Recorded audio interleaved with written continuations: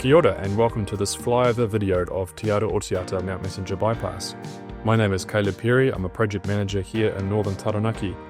Welcoming you on this journey north today with New Plymouth behind us. We fly over the Mimi stream and our riparian planting starting to take hold to protect and enhance the quality of our surrounding waterways. Up to the left you see the existing state highway peeling away as it starts the climb over Mount Messenger. And off to the right hand side, this southernmost part of the project is essentially at road level now. Heading further north you'll see the yellow crane there, that's a 280 tonne crawler crane that we'll use to install Bridge 1, which is just around the corner. And you can see the pile casings there lying at the base of the cut ready to be installed across the valley. We have about 150 people working on Te Aroha Mount Messenger project on any given day, working hand in hand with our mana whenua partners Ngāti Tauma, as we all work together to tread as lightly on the whenua as possible while building this project. We're moving up to the bridge compound now, and you can see the start of the temporary bridge, which the main bridge will be built off in due course. Bridge 1 has been designed with raked piers to avoid the environmentally sensitive wetland below, and will span 125 metres across the valley.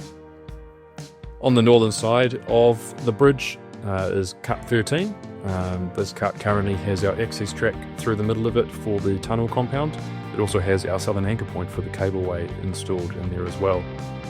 Down in the bottom of this valley is where all the excavated material from the tunnel will be placed, and as we move towards the tunnel compound you can start to see all the gear and equipment, the electrical substation, the offices and welfare facilities, water treatment plant, our workshop, and tunnel ventilation safety gear that's needed to keep our people safe whilst they're under the maunga.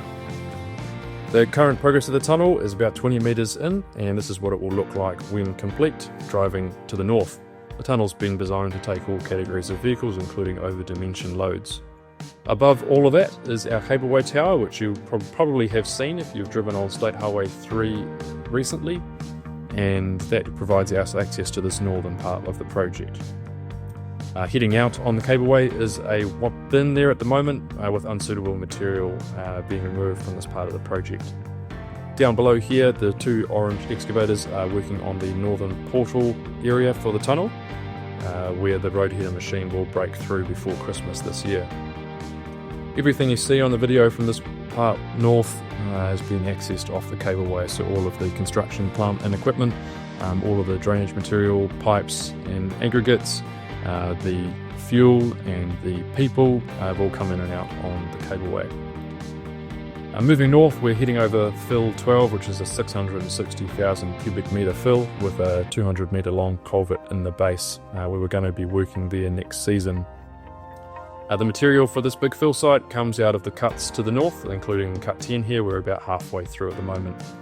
Off to the left you can see our erosion and sediment control pond that treats a 5 hectare catchment area and is about 2/3 the size of an Olympic swimming pool. Thanks for coming on this journey today, and we look forward to sharing further progress as we continue building Te Aroha.